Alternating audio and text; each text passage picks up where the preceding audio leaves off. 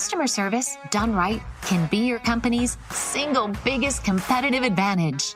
Welcome to the Customer Service Revolution. Join customer service authority and best-selling author John DeJulius as he interviews leaders who are revolutionizing their industries. This is more than a podcast, though. It's a movement. The Customer Service Revolution is a radical overthrow of conventional business mentality designed to transform what customers and employees experience. If you're a revolutionary customer service leader who's ready to stop competing on price and obsessed with building a brand that people cannot live without, this podcast is for you. Have you heard about our newest book? The Employee Experience Revolution, written by John DeJulius and Dave Murray. It's all about everything businesses need to succeed these days. How to increase morale, retain your workforce, and drive business growth. Order your copy today at thedejuliusgroup.com and receive a limited time bonus. 15 pages of interview questions designed to gauge an applicant's service aptitude potential. Get your copy today. Welcome, revolutionaries, to another episode of the Customer Service Revolution podcast. I am John DeJulius, Chief Revolution Officer of the DeJulius Group. And on today's episode, I am interviewing Joe Sylvester, Partner and Chief Client Officer at 5 Star Call Centers, a global contact center headquartered in Sioux Falls, South Dakota. As an industry-leading customer experience partner, 5 Star Call Centers is dedicated to offering advanced tools like AI integrations to enhance the customer experience while improving data access and process improvement for partnering companies. Before we get to our interview, let's talk about what's happening in employee experience. Employee engagement falls to an 11-year low. A new Gallup study reveals that employee engagement has fallen to its lowest point in 11 years. Gallup measures employee engagement as being involved and enthusiastic about their work and workplace, whether employees feel they know what's expected of them, have opportunities to grow, and feel connected to an organization's purpose.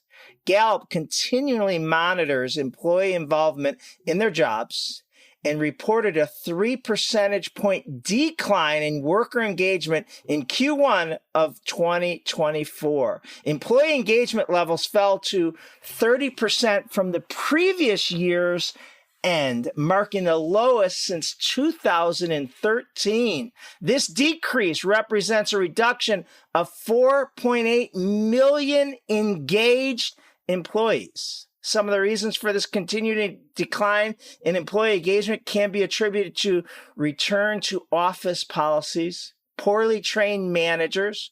Remember, we talked about accidental managers, mental distance from coworkers, and a few growth opportunities, which all are likely contributors to employee engagement scores plummeting. Gen Z and work from home dropped the most. The most significant decrease in employee engagement came from those two areas of the workforce: the youngest age groups and employees who work from home. Gen Z workers had the biggest drop in engagement, falling 6 percentage points. Interestingly, employees with hybrid work arrangements did not see a steep drop in sentiment. Physical distance is becoming mental distance. The data suggests that physical distance is becoming mental distance, and that on the other end, people see others with remote ready jobs who have flexibility and they don't. I think that's causing some disengagement. There's kind of a happy medium there that I think organizations need to get right, says Jim Harder, Gallup's chief scientist of workplace and well-being. We'll be right back with our interview after this. Interested in bringing John or the DeJulius Group team to work with your team? Message us today to schedule a keynote, workshop to create your own customer experience action statement, or a full consulting project. Email Claudia at thedejuliusgroup.com to get started. Welcome back, revolutionaries. And today I am talking to Joel Sylvester, a partner and chief client officer at 5-Star Call Centers, a global contact center with locations in Mexico and Guatemala, along with remote agents in nearly 30 U.S. states and a corporate headquarters in Sioux Falls, South Dakota. Welcome, Joel. Hey, John. Great to talk to you again. It's great to be talking to you. And I'm excited because you really have embraced this AI freight train. And I'm just trying to wrap my head around it and bring that knowledge to all our clients and revolutionaries. So let's get into it. How is 5-Star positioning themselves to better serve their clients with the AI, artificial intelligence and machine learning?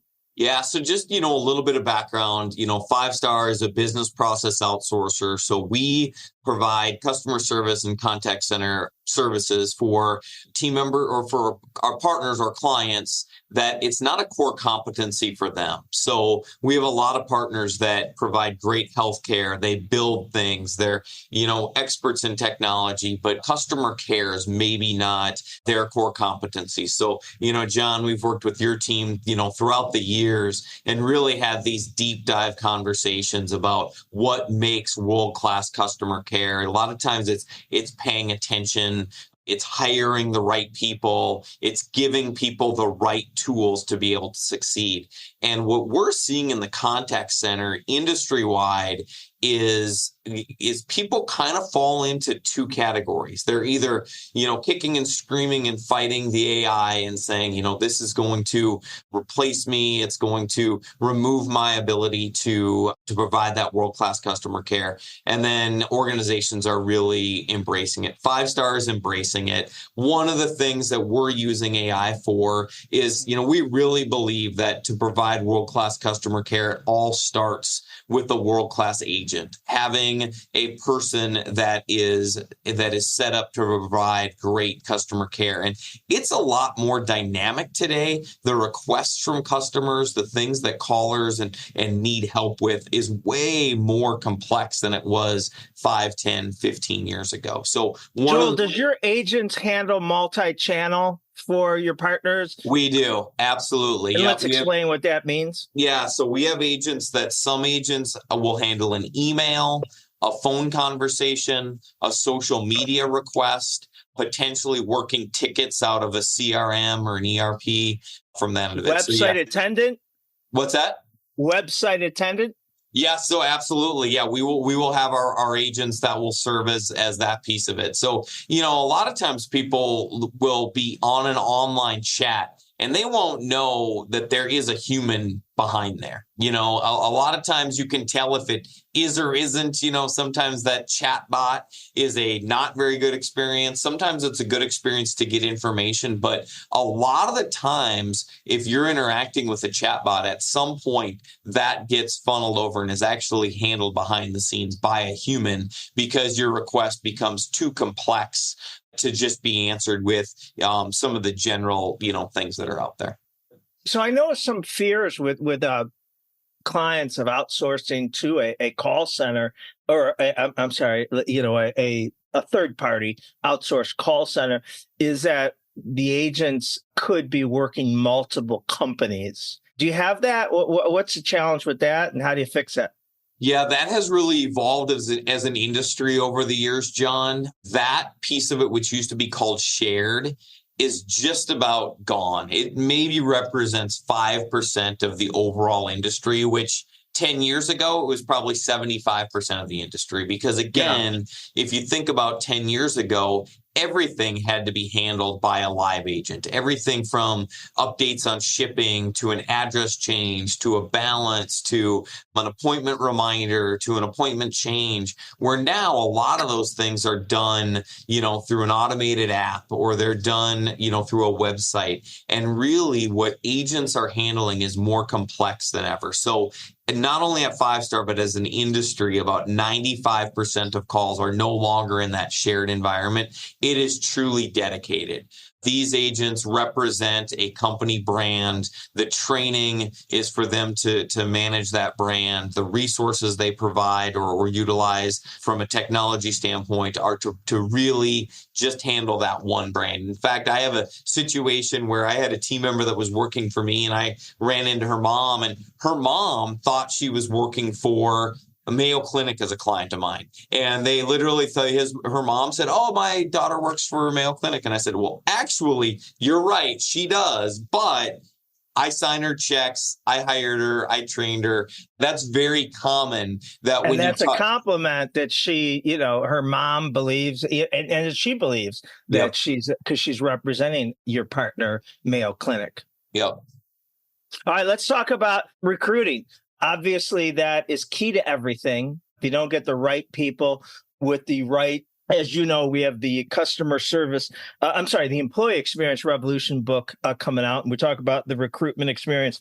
And we talk about how to recruit and filter out and attract people that have the potential for high service aptitude. So how are you doing that, Joel?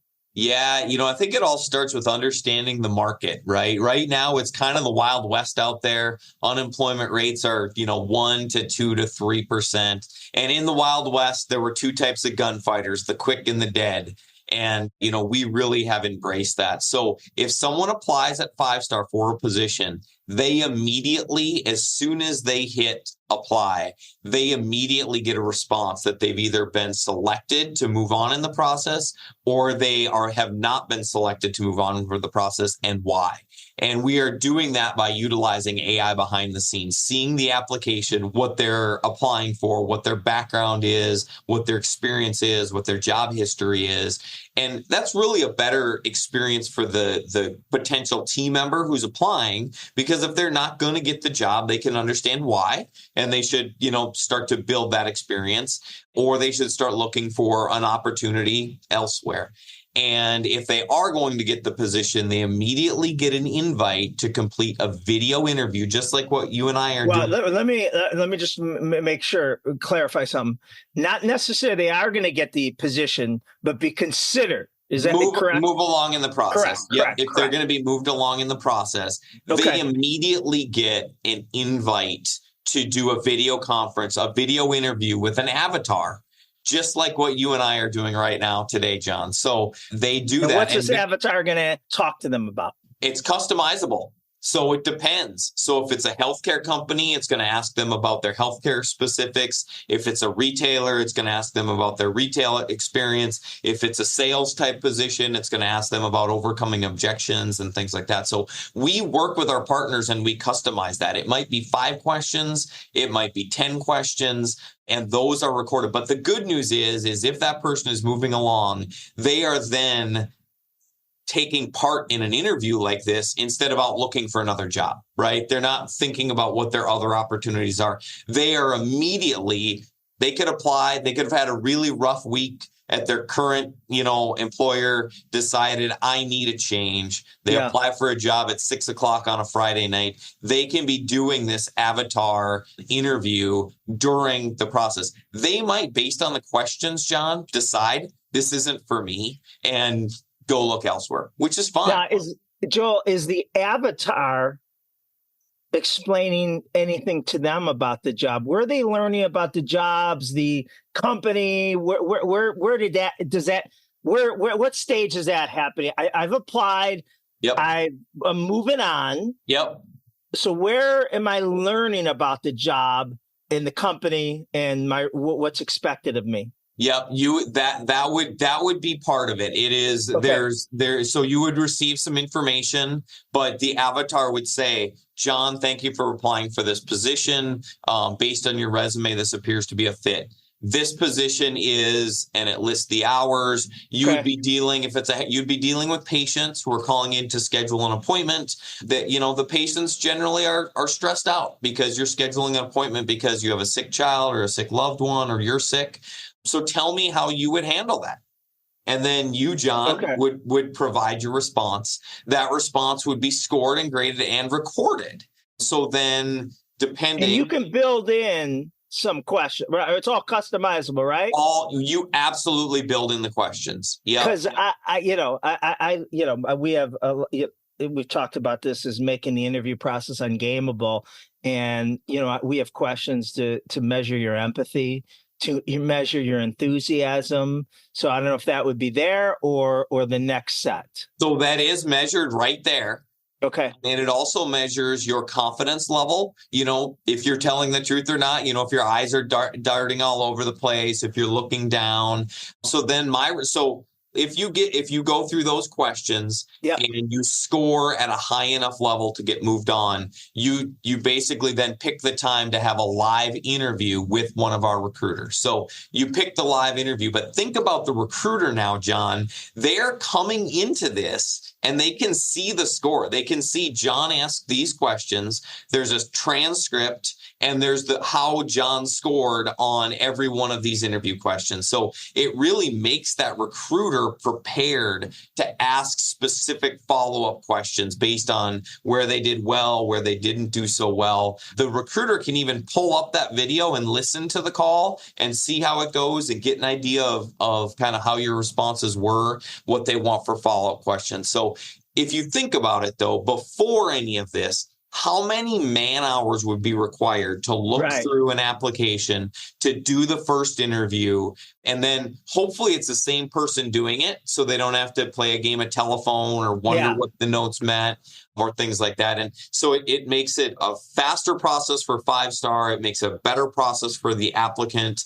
And it really makes it a more convenient process for everybody because one of the things I always said, if you think about a first interview, for years, people had to tell their current employer, I'm going to the dentist, I'm going to the spa, I'm going to do whatever. And, everybody in their mission, vision, and values has integrity or trust in there. Yet the first thing we were asking people to do when they were applying for a job is probably lie to their current employer about why they're going to be, missing work or whatever. So it just makes it that much stronger. It truly allows you to get that person that is strong, has the aptitude for customer service. Plus, by the time they truly have that first interview, John, you mentioned it, they know more about the company. They've received, either printed materials or they've seen a video, or based on the questions that are asked during the process, they really have a much better idea of what they're getting into and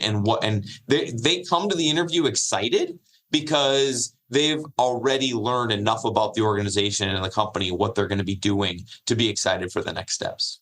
But I also assume they could be taking this interview at, 11 at night because of their work schedule. And like you said, they don't have to miss work, lie to their boss. This is when it fits their current work schedule. And, it's basically, correct me if I'm wrong, 24/7 interview availability from that first interview, correct? It absolutely is, John. And what's so great, we've learned all this over the years, but depending too, you can see some people, they dress up for this avatar interview. They literally put on, a suit and tie.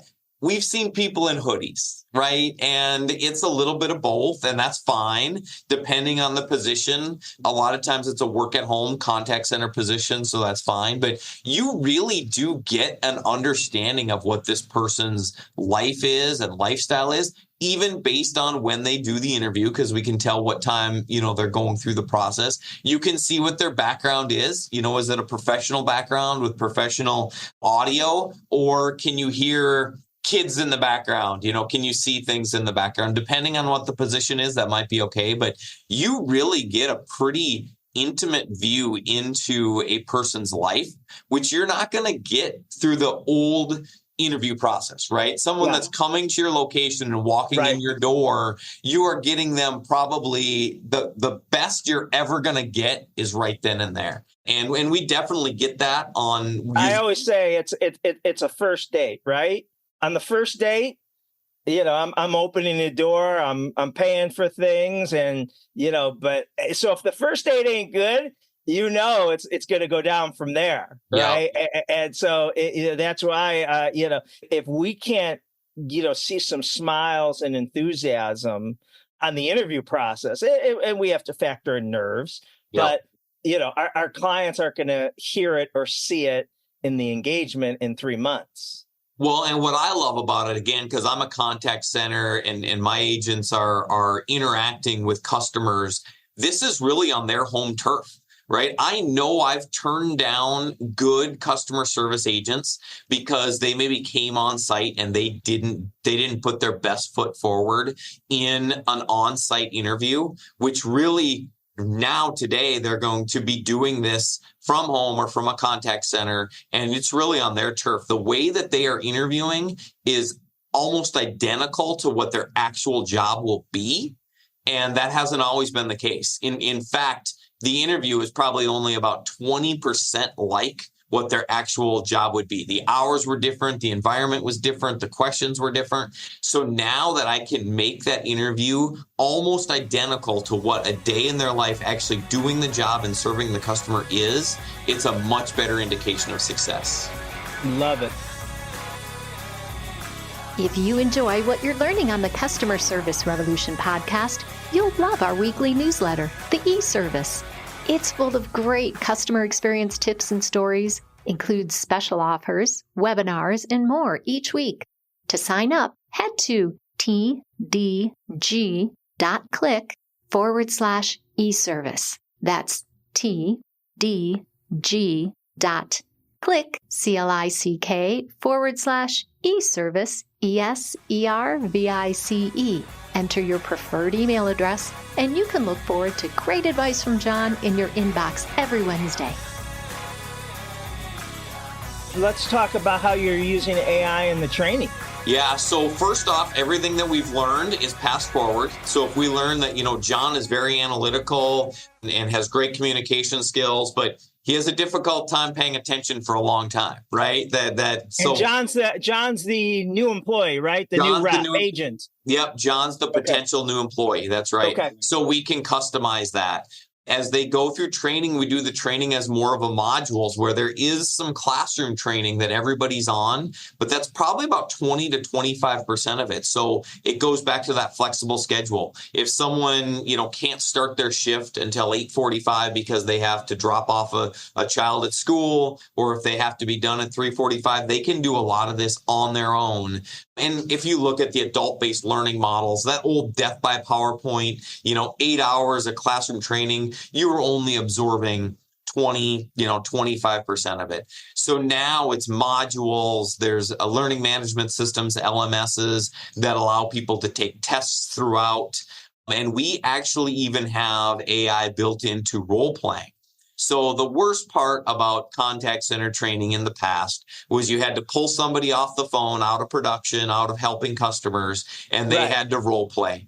And, it was a little bit awkward. Now we can utilize that process, utilizing a virtual AI generative chat from that end of it. And you can do it by chat, you can do it by voice. And it gives that person that confidence to go through the process. And one person might need to do role playing for 12 hours. Another person might be ready to go after 4.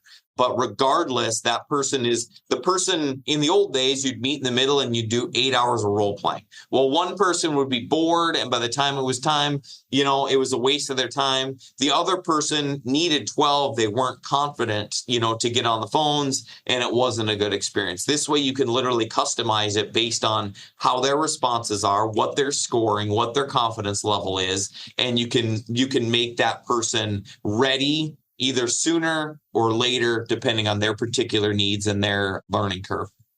And Joel, so, the biggest challenge out there for a lot of companies is, if they're not huge, they're not hiring droves of people every month. So they might have 1 or 2 or 3 people this month. And now I got to, take my manager off the floor and, spend a day or 2 or whatever that is. And that's just not practical. So they kind of skip it all together and say, read this book or whatever. Let's say 5 Star's hiring an agent for the DeJulius Group to work on our behalf. Can I record a video so they hear from the visionary, the CEO, the president, And, and obviously I don't have to be at that new employee orientation, which may be once every 3 months, or it could be 3 times this month because, the way we're hiring. Absolutely. 100%. And that's what makes this so great. And that team member, it might work for them to watch that at 7 o'clock at night versus 8 o'clock in the morning, based on their work schedule. Right. So absolutely. That's been a huge game changer, John. You used to be right. We used to basically say we have to have at least 5 people in training and make it worth it. Right. And we do that today, like in our salons. The problem is when we get to 5, if you are hired first of the 5, this might be your 3rd month before you actually get new employee orientation. And, it might be someone else's 2nd day, but it wasn't fair to you. We didn't set you up for success for those first 90 days because you don't know everything that you're supposed to know. Yep. So it's for those small classes, it's a game changer. The other thing that's huge is overnights. Most of our trainers didn't want to work overnights, even though we had overnight need, right? So if you had the need for some, healthcare, hospitals don't close at 10 o'clock at night. So it allows us to do overnight classes, or we'd hire people and say, hey, John, I know you're a night owl. I know it works for your schedule to work nights, but I need you to come train for 2 weeks during the day. No, that doesn't work, right? I sleep during the day. I have my other, things from the end of it. So that has been a game changer too, that we can do a lot of this training with less resources, less physical current resources during different hours of the day when needed. All right. Talk to me about the Hive. Yeah, so the Hive is a workforce management or workforce optimization system. So think of a beehive, right? So think of a call center, think of people in 30 states and Guatemala and Mexico. And I can literally look at any given time, John, and I can see all 600 bees that are there.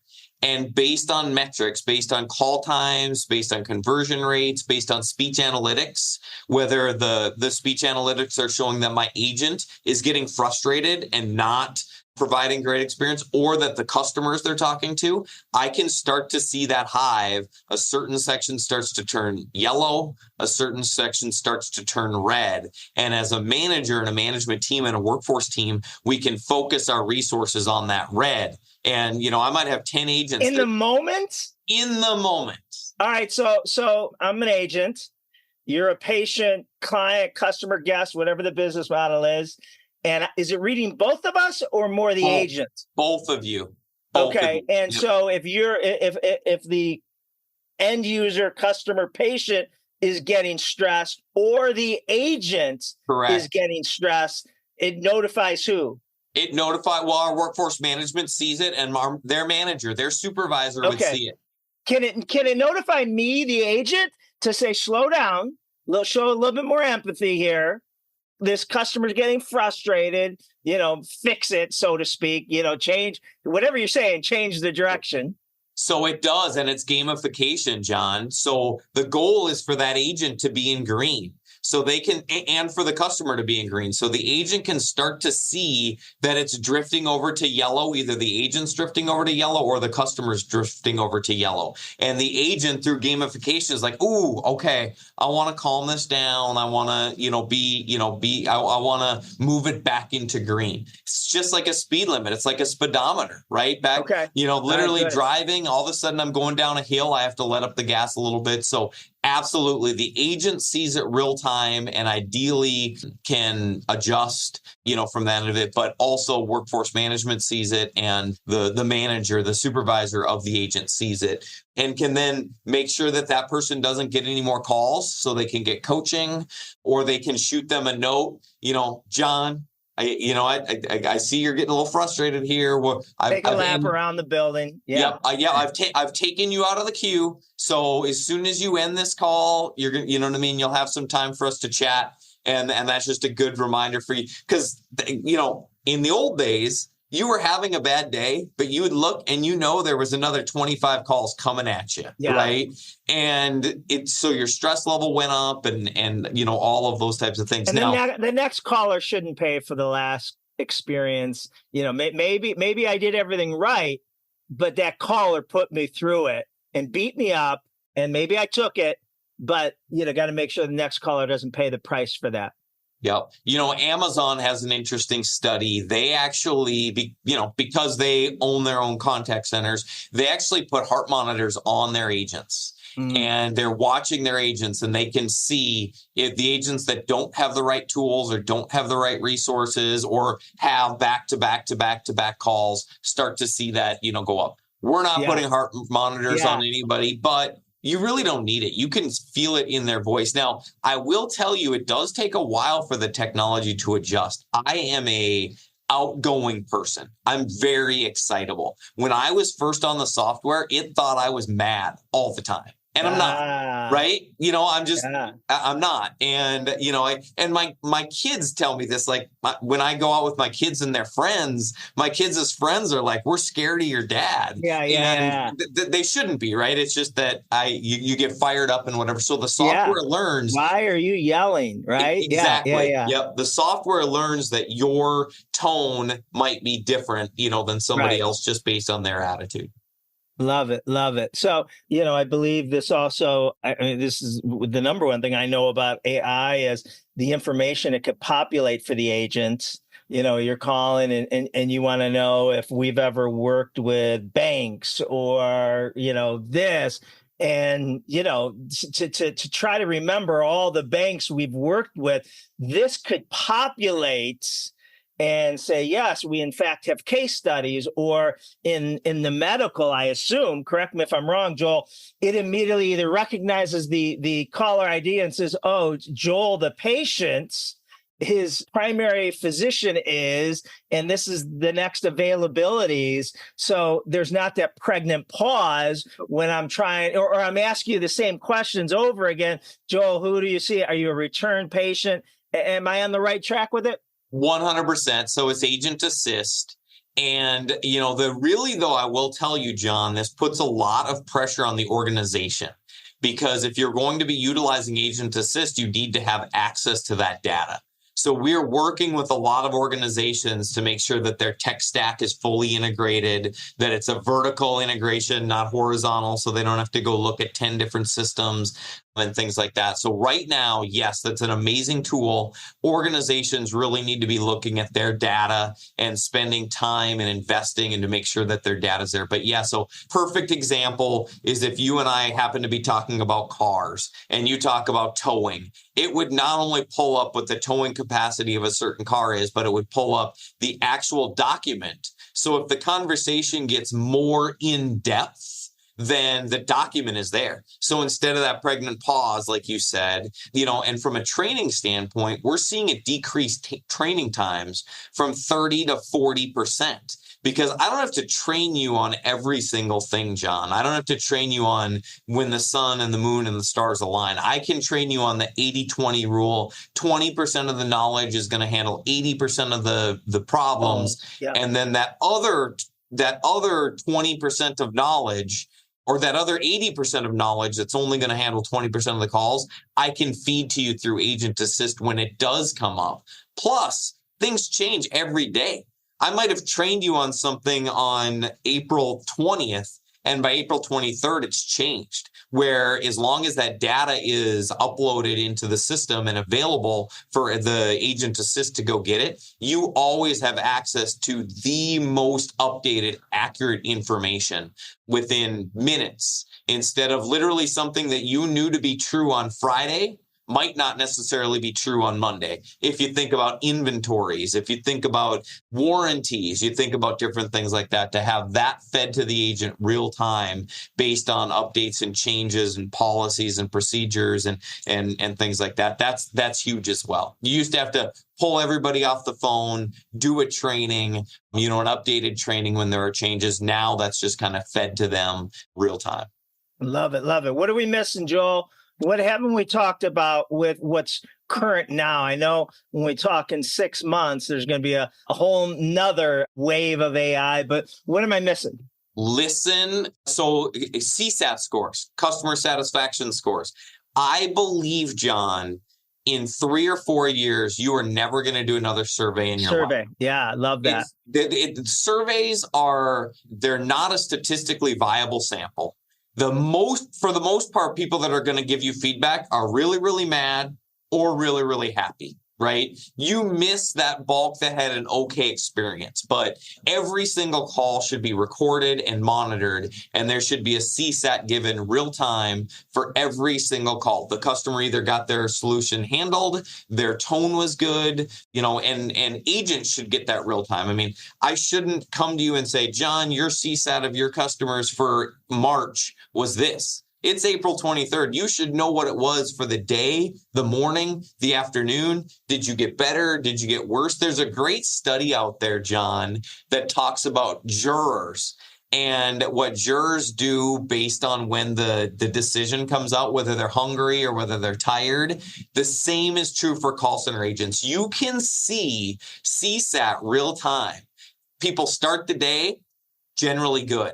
As they're getting hungry 20 minutes before lunchtime, their CSAT goes down. And if you can see that real time and monitor it, or if I've got the Hive monitoring it, I might be like, John, you're not supposed to go to lunch till 12. Why don't you go to lunch now? Right? You've started to have a little bit of a downtick. Why don't you go to lunch now? You're not supposed to go to break till 2:30. Why don't you go now? Or you know what, John? You are nailing it right now. Whatever you ate, you just finished your power shake, you are bringing the heat. Don't go to break, right? If you're okay, wait until 3:30. And I also know I happen to have a bunch of calls in queue and I need to service customers. But that is the other thing that is coming, that you hear all this negative stuff about AI. I think the things you and I have talked about, for the last 30 minutes, these are the positives that people need to understand. If used the right way, can truly make people's lives better, make your experience better, make your brand better. I love it. I'm visualizing, like on my screen right now, if I was an agent and I was taking care of you, maybe, like a barometer, showing me, that I'm doing well, or you're happy. And now that would only feed me to continue to do a better job with you, because I'm living in the green versus the yellow or the red, or wake up if I'm going too far to the left. But something else that you just made me think of, I just wrote a blog on, the way we do focus groups is we don't do them with customers. We don't need to. You do them with your contact center. I mean, your contact center is the first to know if your website's broken, if something's not, working, what's frustrating. It says next day air, but I didn't get it till, Tuesday. All those things. And I could also see this analytics remove. So how can either you tell me how your contact centers, reps, agents, either they share or the analytics shares what's broken so we can get it fixed. Because I've listened to calls where someone says, your thing is broken, and I go, oh, okay. And, they help them, but, they probably never told anybody that that page of the website is down. Yep. We just had a focus group yesterday with one of our partners, and same thing. We pulled the agents in and we were literally talking about a shipping issue, an inventory issue, and things like that. So those things still exist, but they're starting to be replaced. And in a perfect world, will be replaced real time by the data. You'll be able to hear that on 25% of your calls, it was a shipping issue, or on 15% of your calls, or this. And you are definitely starting to see that. But I would say we're still in the infancy stages of that. Again, you got to have the data. You got to put it to the right places. It's gold. And it's like, why am I just finding out this information now if, you're telling me clients have been complaining about for, a month, right? Yeah. So I love it. I love it. Joel, I always learn so much from you. Joel, how can people learn more about 5-Star? Yeah, so we're 5-Star call centers. So our website is 5starcallcenters.com. Centers with an S, correct? With an S, yep. 5-Star okay, this will be in the show notes. Okay, what else? .com. I'm Joel Sylvester. I'm one of the owners here. I love this stuff. This is what I do. Like to the audience, when John and I get together, I'm sure everybody else leaves because we're just geeking out on world-class. Joel, where can they follow you on LinkedIn? Yep, I'm on LinkedIn, just Joel.Sylvester at fivestarcallcenters.com. We do a nice job with updating. I think a lot of the things we've talked about here, we try to do a blog a couple times a week with updates and reminders, things like that. So would love the opportunity to just talk through ways that we can assist and really what's going on in the industry, the things that we're learning. Because again, there's so many groups out there that do great jobs building things, building technology, doing healthcare. But if customer service is not a core competency of your business, I'm telling you, there are people out there that are nerdy about it, like John and I, and it's all we do and can really make sure that we're representing your brand in a way that, quite honestly, most organizations can't do on their own, because all the things we talked about, the technology, the resources, they just don't have that and aren't able to invest in it. Where for us, we've got about 30 partners from coast to coast. So we've already invested in it and you can share the costs. Yes. And we share a lot of clients. And my clients who use 5-Star love you. We are talking to Joel Sylvester, partner and chief client officer at 5-Star Call Center. Joel lives in Sioux Falls with his family, serves on the board of the Sioux Empire United Way, and has been named their Volunteer of the Year. Joel is an advocate for the employment of those living with disabilities and actively speaks with community groups and businesses on this topic. Joel, I always learn so much, and you get me pumped. I cannot thank you enough for joining me again on the Customer Service Revolution podcast. Thanks, John. It's been my pleasure. We'll be right back after this. All right, let's wrap up this episode with my mantra of living an extraordinary life so countless others do. I want to share one of my favorite quotes with you, titled, "To live the ultimate experience, always discover and learn, take risks, fail often, persevere relentlessly, and succeed. Find your passion, your niche, share and teach, build amazing relationships, love, feel emotions, be vulnerable, experience loss and joy. Care and show kindness, constantly appreciate and show gratitude. We must build, innovate, and create opportunity. Always give more and leave things better as a result of your presence." Thank you for joining us on the Customer Service Revolution podcast.